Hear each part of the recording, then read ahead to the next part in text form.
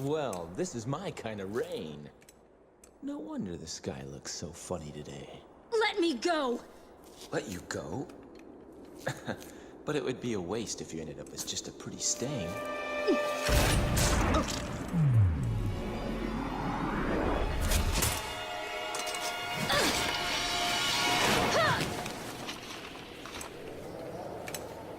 What the hell was that for? Here I am trying to help you, and you show your thanks by shooting me?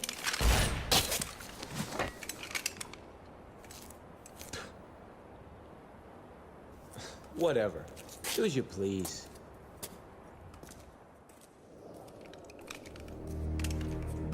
So he's a demon too. I'm beginning to think I've got rotten luck with women.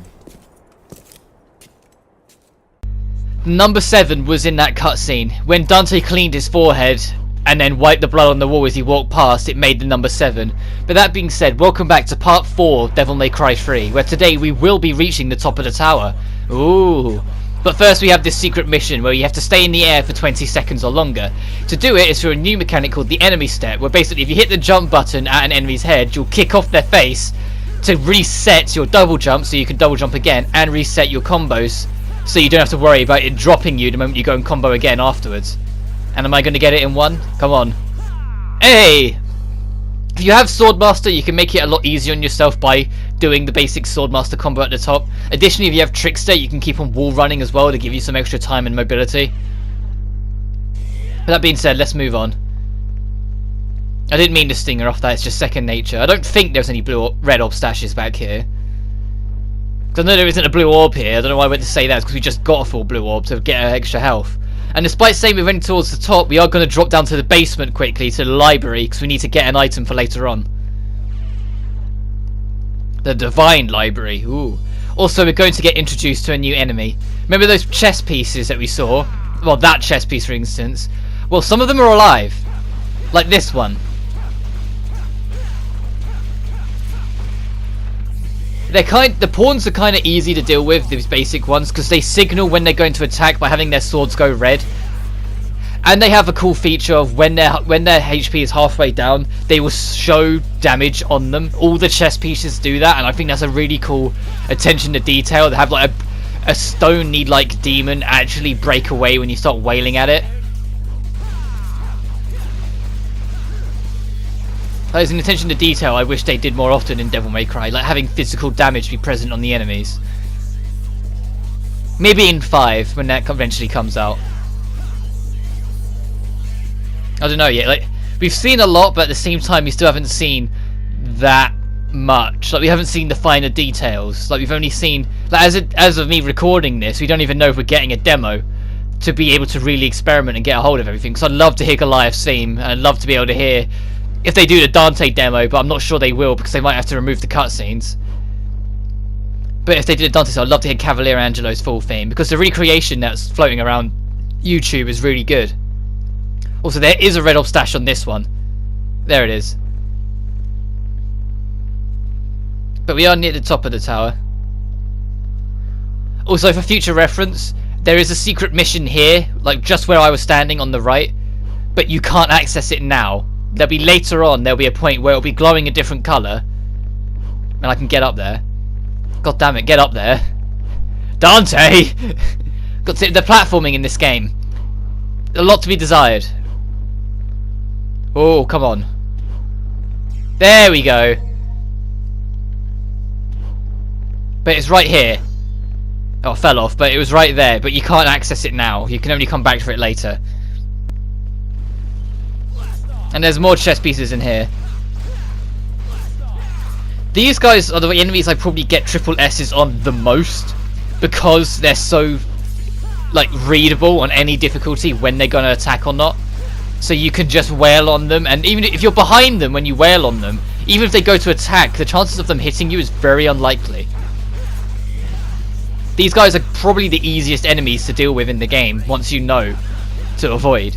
Like, you will get caught occasionally, because you just will. It's a video game and you're a human being. It happens.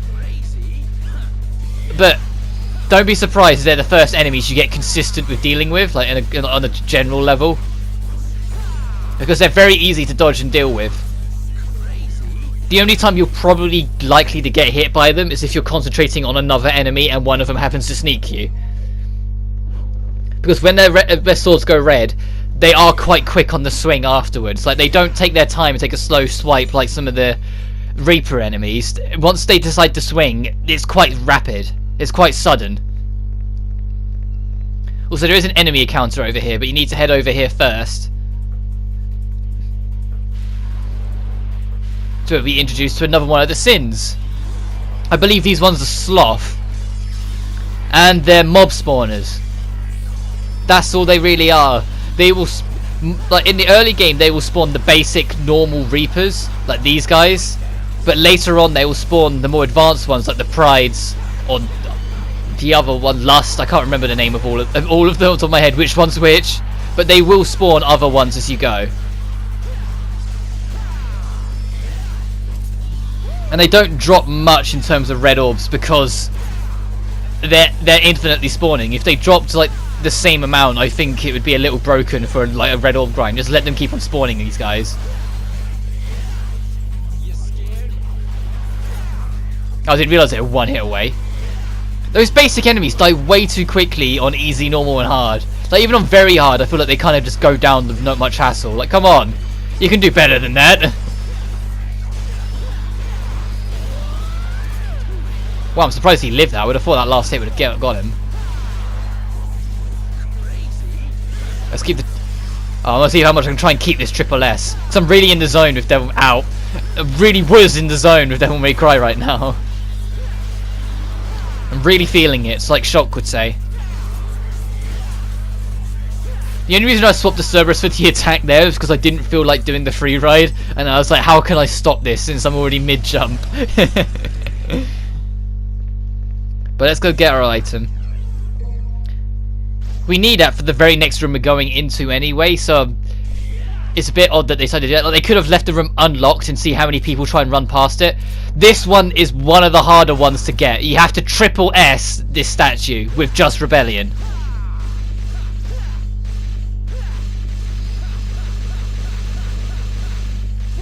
If you have Swordmaster with you, you can make it a lot easier because you have more skills on your disposal. But the style system no longer will allow you to keep on going by using the same attack over and over again. It's not like 1 and 2, if you just do the same combo it'll give it to you. You have to mix it up. If you're too repetitive, and not just by using the same move twice, by using the same pattern twice.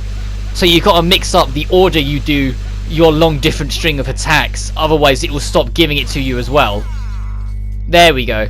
As you saw there, like I didn't do basic combo into basic combo B, into Stinger, into Launcher, into Slam, into basic combo A, B, that sort of circle, because it would have stopped giving it to me. There's the other statue in his room, by the way. So we are actually vertical to the initial, like, inner tower that we started in when we entered.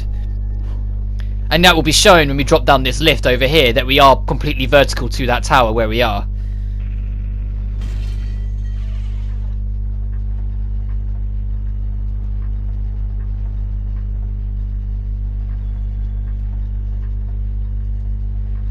Nearly there.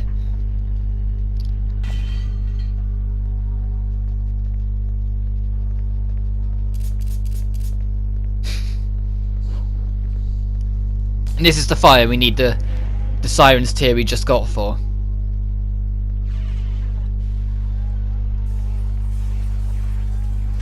Additionally, when you go here, down here is your 3 gold orbs. Gold orbs work differently from yellow orbs in 1 and...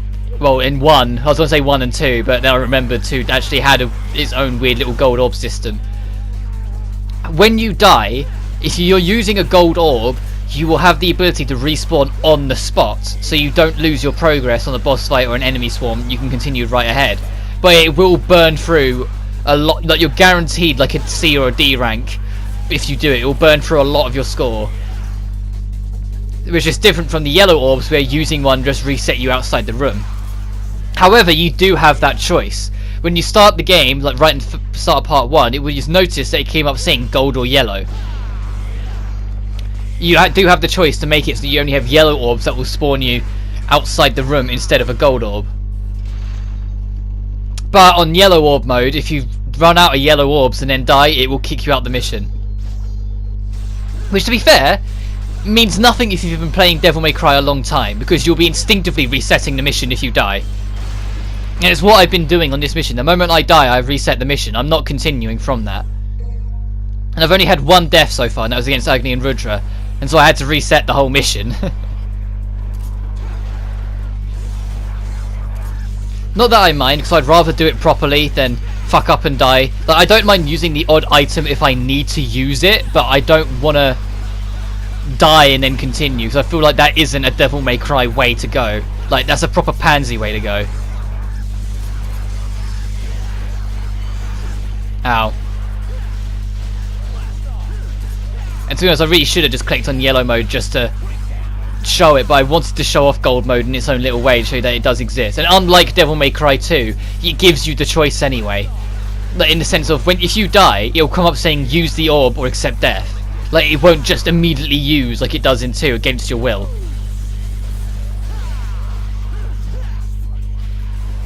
Anyway, we're nearly done. This room takes a little while because it spawns quite a lot of enemies here, but once it's done, it's done. You can challenge this room again a little later on for an item, I believe, but that's for later on. Ow. Oh, my star leveled up.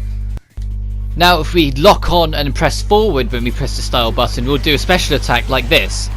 Additionally, with Rebellion, you throw your sword, but it's not the traditional way of what I mean by throwing the sword. Like, it doesn't throw it like a boomerang and it spins around cutting at the enemy. No, it stabs and wedges in the enemy instead.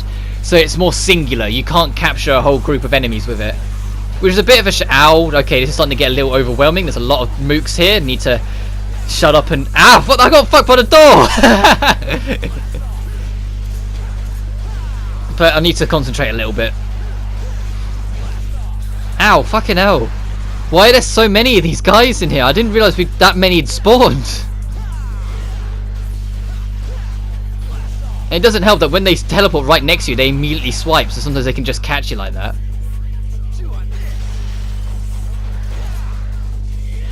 That was weird. I was expecting him to launch, in front of me. There we go. Christ, I'm not happy with how much life we don't have. I got manhandled in that room. But the item we got from there, the crystal skull, we need to use for the door up ahead to head towards the peak. As we head back up.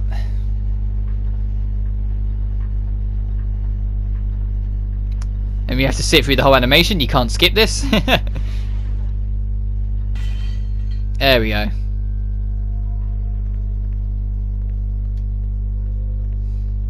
Well, at least we know cutscenes are skippable in DMC5, because every time they show off the Dante demo, they skip all of them.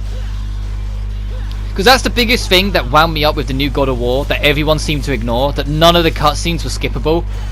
Like, that's something I expect in Kingdom Hearts 1, like the 2001 original copy of it. Not anything since 2001. Like, what the hell?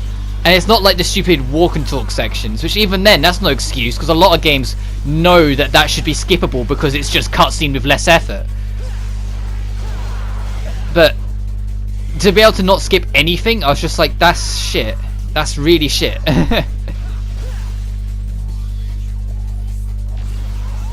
Also, we got another one of these guys to deal with. I say that, I think this is the first one we fought since the mini-boss back in Mission 2. I can't remember off the top of my head, I'm pretty sure it is. But it's the same pattern. Just now you have Cerberus as well. And also they will be start teleporting now. Every time you hear the bell twang like that, I'm gonna get fucked now. Ah! I don't know why he decided to attach himself to that pole. I didn't ask him to. When they start to twang, they're gonna teleport. Pay attention to where the waving effect appears. If it appears beneath you, they're gonna launch up. If they appear like to the side, you need to dodge to the side. But now we're back in the skull spire. We'll put the other skull in. And this is quite a cool animation, to be fair, of this door opening.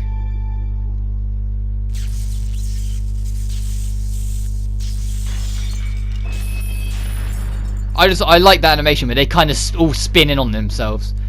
But now we're at the Moonlight Mile. We're approaching that peak. And it gives us a free red orb stash here to stock up on items. I don't think we will need one. Like, I'm looking at my health, and like, there's a boss when we get to the peak that you'll see in a bit, and I'm like debating with myself, like, I don't think we'll need one, but I'm honestly not sure. Like, I don't think I'll get butchered up that much because I'm quite consistent with this boss. Like, yeah, I'll be fine now. I had enough to upgrade my health. I'll be fine now. I don't need an item. I'll be now. I know I'll be set. Let's get up there, because awaiting us, when the camera pans in, is Virgil in all his glory.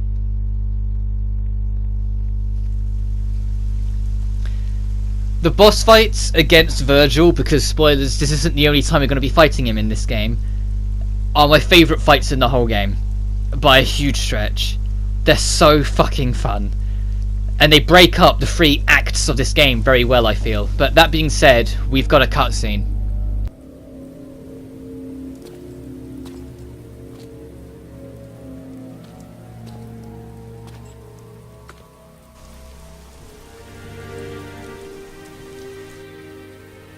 You showed up.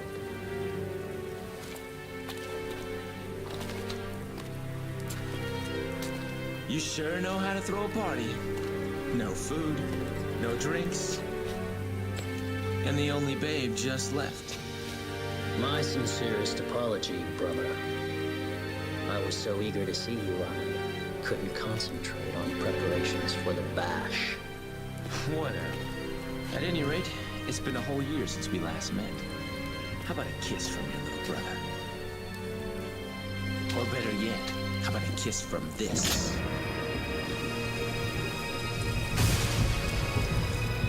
So, this is what they call a heartwarming family reunion, eh?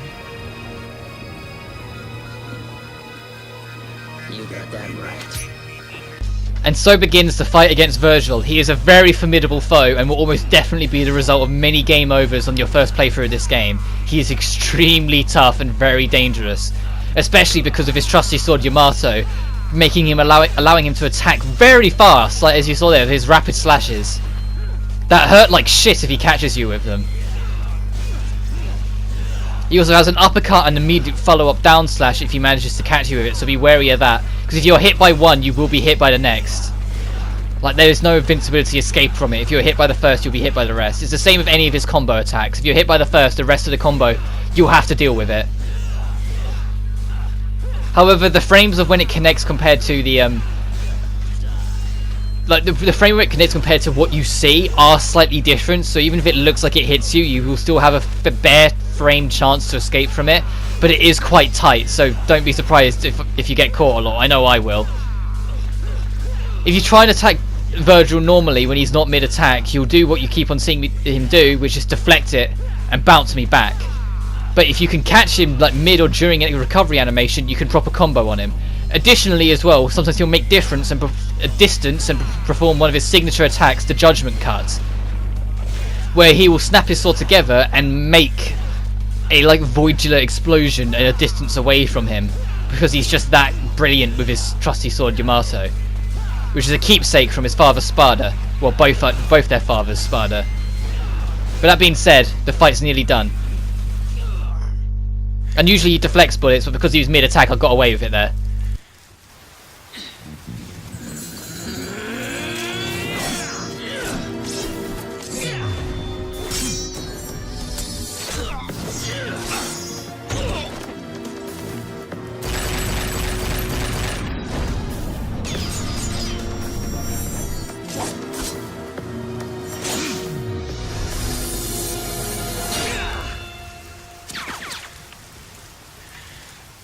Why do you refuse to gain power?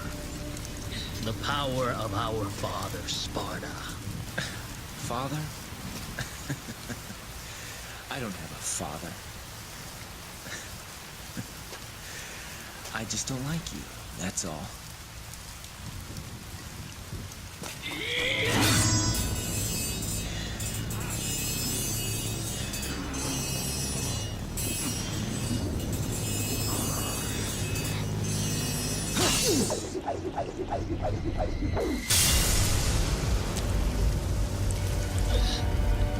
Foolishness, Dante.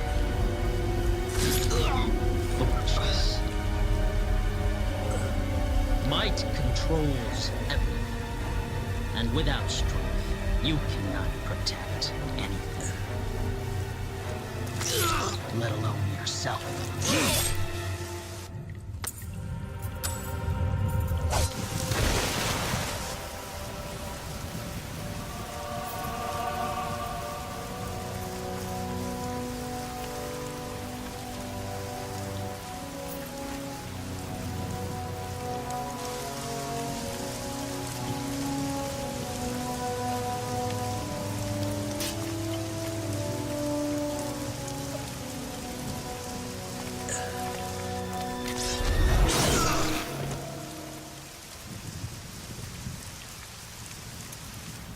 Finally have it. Yes. Now the spell Spartacast will be broken.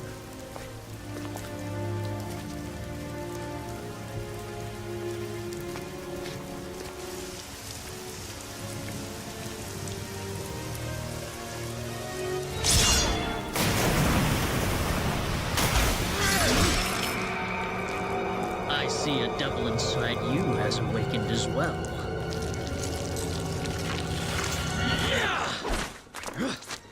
Wait! We should leave. For the moment we have all that we need.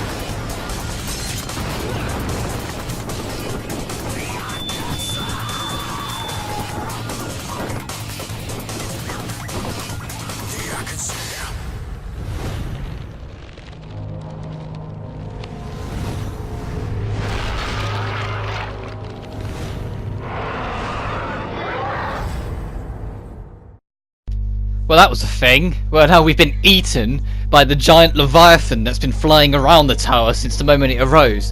But we've got a devil trigger now. So that thing that we got casually, non-existently when we picked up Alistair in DMC 1, and the thing we just started with in 2, now we've got the origin of how it came into existence. It was awoken at the end of the fight with Virgil. And that's something that's a consistency with the Devil May Cry franchise. The Devil Trigger is awoken by like an extreme emotion. Like you have to reach like, this very critical desperation point and then it will awaken. Also, now I'm going to start using Spiral because we've yet to use it and I promised I'd show it off. So that's that giant hunk of God knows what sitting on my arm. And I'm going to highlight the one thing I said I was not going to do this part. This Let's Play. I said there was one secret mission that I just don't see how you can consistently or under any circumstance do well without equipment you get later on. This is that mission. There's a secret mission. I'll show you. It's right here. You break this and you interact with that rock. And you access a secret mission. And you know the lift we was in, I think, either last part or the part before. I think it was only last part. Where if it was overweight down, it would fall apart and you could easily be knocked off. Imagine that on steroids, like they spawn enemies a hell of a lot more often, and all of them spawn in Devil Trigger, so they can't be easily stunned, and they have a lot of health. It's a pain in the arse if you don't have some equipment you can get a little later on, and I just don't see how you're expected to do it without said equipment later on. The easiest way to do it, if you're really stuck, is to wait until you unlock the difficulty Heaven or Hell. Because in the Heaven or Hell difficulty, which I'll probably show off, but I'm not sure yet, in that difficulty, they make it so absolutely everything in the game, including yourself, the enemies and bosses, dies in one hit. That makes that secret mission a joke, because then it doesn't matter if they got Devil Trigger, just spam Ebony and Ivory and you're fine. And I do hope like the crazy, more out there difficulties make it into 5. Like I'd love to see Heaven and Hell, Hell and Hell, where Hell and Hell is the same principle, but it's only you that dies in one hit. So it's just like one hit wonder mode, or LDK, or Legendary Dark Knight. Legendary Dark Knight is just like quintuples or at least triples the amount of enemies that spawn in one room. So it just turns into like Dynasty Warriors Devil May Cry edition. It's ridiculous. Now, I'd also love to see things like Must Style from the Definitive Edition, the reboot, where the enemies could only be killed out if you was in an S rank. Also, you're supposed to run away from this thing, and more often than not I do, but I want to show you that it is very possible for you to kill the Gigapeds, because there's 2 of them, that are inside the Leviathan. If anything, we're doing the thing a favour, killing the weird bugs inside it, so it can just be digested. And when it dies, I believe it drops 1,000 red orbs, which is extremely handy for this part of the game. See? So then there's another one we can fight later on, and then you can traverse the rest of this at your own leisure. If you're trying to get like an S rank rank run on this mission, and you'll discover it like on this game, and this mission is the one that you keep on not getting it, make sure to kill those things, because they will make up the red orb difference you're probably missing. Anyway, with Spiral, the idea is that you charge it up and let it loose. The higher your gunslinger level, the more you can charge it up to get more shots out of it. So unfortunately we can only get 2 extra shots out of it, but you can get up to like 6 and just rainstorm a shit ton out of them. And you can cancel it into any attack, so you can really go to town with enemies and launching like a barrage of purple laser storms and then immediately chasing that storm with your own weaponry, whether it's Stinger or whatever. Making it a really amazingly to watch spectacle of an attack to do, where you can just unleash it and then immediately continue your attack with no questions asked. Also, a new orb type can be discovered, the white orbs. And essentially the white orbs just restore your Devil Trigger, similar to how the green orbs restore health. Purple orbs, another orb that you saw us buy 3 of at the start of the mission, expand your Devil Trigger. Your Devil Trigger can go up to 10 units, it defaults at 3. But you need at least 3 units for it to be used, similar to DMC 1, instead of whatever DMC 2 did where you only need 1 unit full to use it, which was just dumb. I didn't get or like that at all really, it just seemed a little too abusable. The idea of this room is to create enough red orbs to spawn to fuel the thing in the middle, so you won't be getting any red orbs from this conflict, but that's not the point. All you need to do is just kill everything as much as you can. And try not to get battered around. If you can get the triple S rank going, you'll be dropping more red orbs and you can get through this section even quicker. So it rewards skillful play by having this room done quicker as well. Like, what more do you want? Like I said, that a lot of red orbs just fueled that thing there. So it will probably be done soon.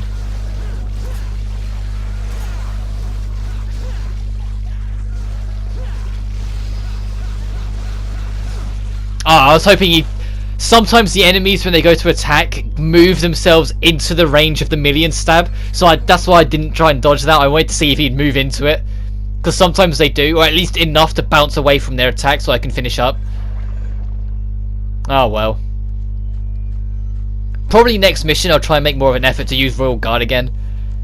Just because I made a promise to myself that I would try and learn it in this playthrough, and we've only used it in one mission, I suspect. But I want to try and balance out all the styles somewhat as well. Like, I don't want to be predominantly using Swordmaster and Trickster, because if I was just being a casual run, they're the only two I'm going to be using. Like I'm not going to spoil what they are, just in case you've been living under a rock. But the two extra styles you can unlock later on, both of them I rarely ever use, except for the secret mission where one of them is applicable and kind of expected to be used.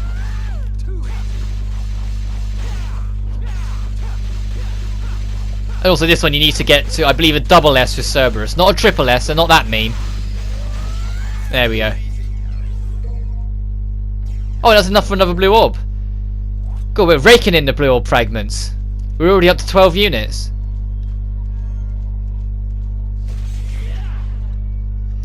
And yeah, just like Devil May Cry 1, your maximum health is 20 units, or 20,000, because each like block is 1,000. Which allows it to just be more accurate with how much damage enemy attacks do.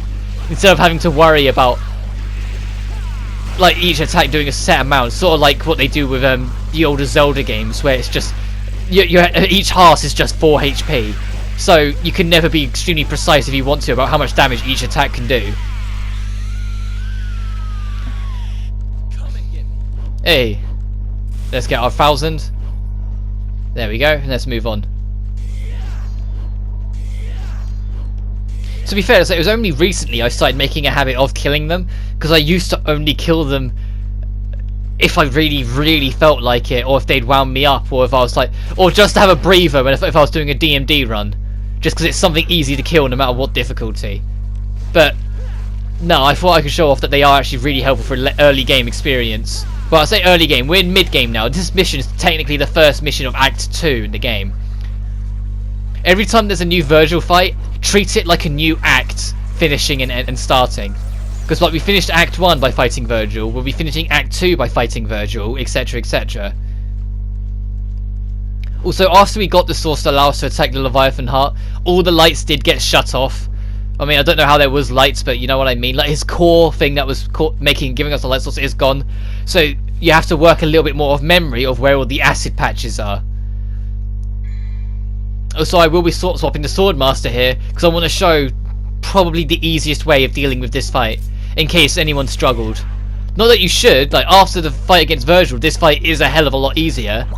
But after using the Ignis, which I should have noticed on the when we first picked it up, that it's called Ignis, after doing Final Fantasy 15, but essentially prioritize this heart of the 3 hearts. Well, I say that the main one in the middle is the heart, these two are more like lungs. But the one on the left drains red orbs, the one on the right drains Devil Trigger. So destroy the one on the right, so then you can abuse your Devil Trigger when the heart opens up. So you can get the fight going a lot quicker, and because Devil Trigger regenerates health, you can make the most of it. Also, the Devil Trigger is no longer upgradable in the sense of how it was in 2. The only real thing you can get for your Devil Trigger is the whole expanding how big it is. Which I don't mind, because this is more in line with Devil May Cry 1's Devil Trigger. You move faster, you regenerate HP, you have higher defense, you have a higher like stun margin. Like you can't be stunned as easily, it has to be a much heavier attack to stun you. And you obviously hit a lot harder. Like what more do you want? Better defense, HP regeneration, fast movement. It also boosts the speed of how your attacks come out as well. And just in general, it's a really powerful tool to have. It's based off Alice's Devil Trigger, not Ifrit's Devil Trigger. And also, as a nice little detail, whatever weapon you have equipped changes the look of the Devil Trigger, similar to DMC1. which is just a nice attention to detail they didn't have to do, but I like that they did anyway. Also, for anyone who's a fan of the Persona series or mainline Shin Megami Tensei in particular, the lead demon designer from Shin Megami Tensei was the one that designed the Devil Triggers in Devil May Cry 3. It was a part of a partnership deal between the two, because Atlas really wanted Dante to be present as a guest in one of their games, and so they said, oh, how about you guys design one of our Devil Triggers and you can have him. And that's what they did. So Shin Megami Tensei 3 Nocturne has Dante as a guest character in the Maniacs edition, aka the only version to make it to the West. Hence the whole meme of featuring Dante from the Devil May Cry series. But that's the origin story of why Dante is present in Shin Megami Tensei 3 Nocturne. The lead demon designer designed it. And it's also, I guess, partly why it these kind of look like something that would work in an SMT or Persona game. But that being said, we've got a cutscene. Once cried out in fear of this tower. Timidly grew. A foundation that brought out fear. Fear.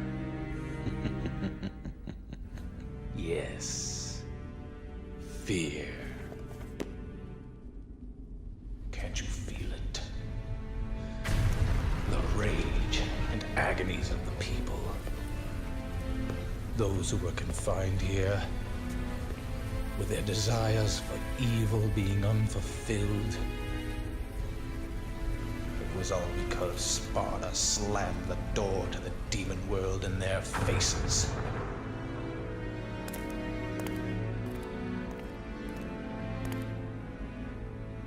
What's wrong?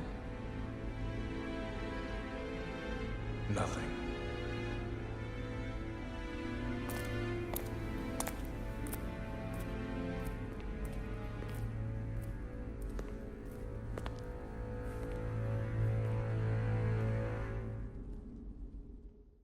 Except something is wrong, because you know Lady's alive! Ooh!